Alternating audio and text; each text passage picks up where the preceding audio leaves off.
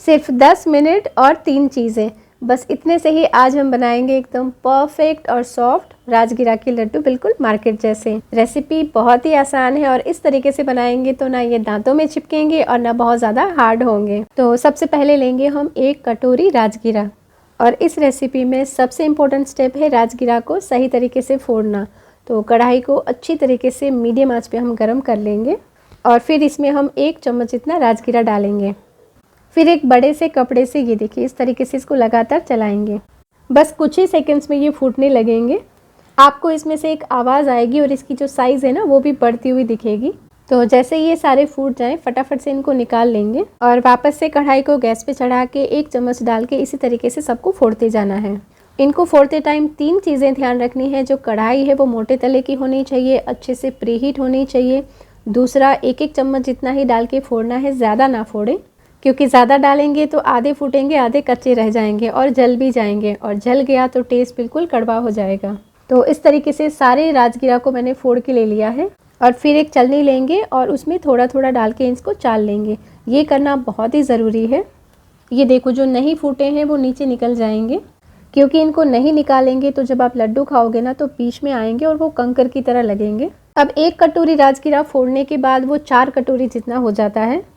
तो अब उसी के हिसाब से हम गुड़ की चाशनी बनाएंगे। तो कढ़ाई को गरम करेंगे, उसमें डालेंगे 1 चम्मच घी और साथ में ही 1 चम्मच जितना पानी भी डाल देंगे और फिर इसमें डालेंगे 1 कटोरी गुड़। जितना हमने राजगिरा लिया था सेम क्वांटिटी में गुड़ को लेना है और इसे हम मीडियम आंच पे पकाएंगे जब तक सारा गुड़ जो है वो पिघल ना जाए। अब क्योंकि हमने पानी कम डाला है तो इसकी चाशनी तुरंत तैयार हो जाएगी। ये देखिए थोड़ी ही देर में ये एकदम गाढ़ी हो गई है। तो इसे हम चेक कर लेंगे। तो एक कटोरी में पानी लेंगे और उसके अंदर ये चाशनी डालेंगे और ये देखो बहुत ही आसानी से ये हाथ में लेंगे ना इस तरीके से तो ये गोला बन जाएगा। तो बस इतना ही हमें इसे पकाना है। जब हम चिक्की बनाते हैं तो थोड़ा सा इसको और पकाते हैं ताकि वो हार्ड हो जाए, लेकिन हम यहाँ पे लड्डू बना रहे हैं तो उतना पकाने की ज़रूरत नहीं है। यहाँ पे गैस की फ्लेम को बंद कर देंगे और फटाफट से इसके अंदर राजगिरा डाल देंगे और इसको हम तेज़ी से मिक्स कर लेंगे, वरना ये मिक्सर हार्ड हो जाएगा। अब हाथों में थोड़ा सा घी लगा लेंगे और थोड़ा थोड़ा मिक्सर लेके इसको दबा के हम लड्डू बना लेंगे। तो जब ये मिश्रण थोड़ा गर्म होना तभी आपने लड्डू बना लेने हैं, क्योंकि ये ठंडा होने के बाद हार्ड हो जाएगा, लड्डू बनेंगे नहीं। और हाथ पे थोड़ा घी ज़रूर से लगाएं ताकि हाथ में चिपके नहीं। कई लोग पानी भी लगाते हैं, लेकिन पानी लगाने से क्या होगा ना, लड्डू थोड़े से सौगी हो जाएंगे।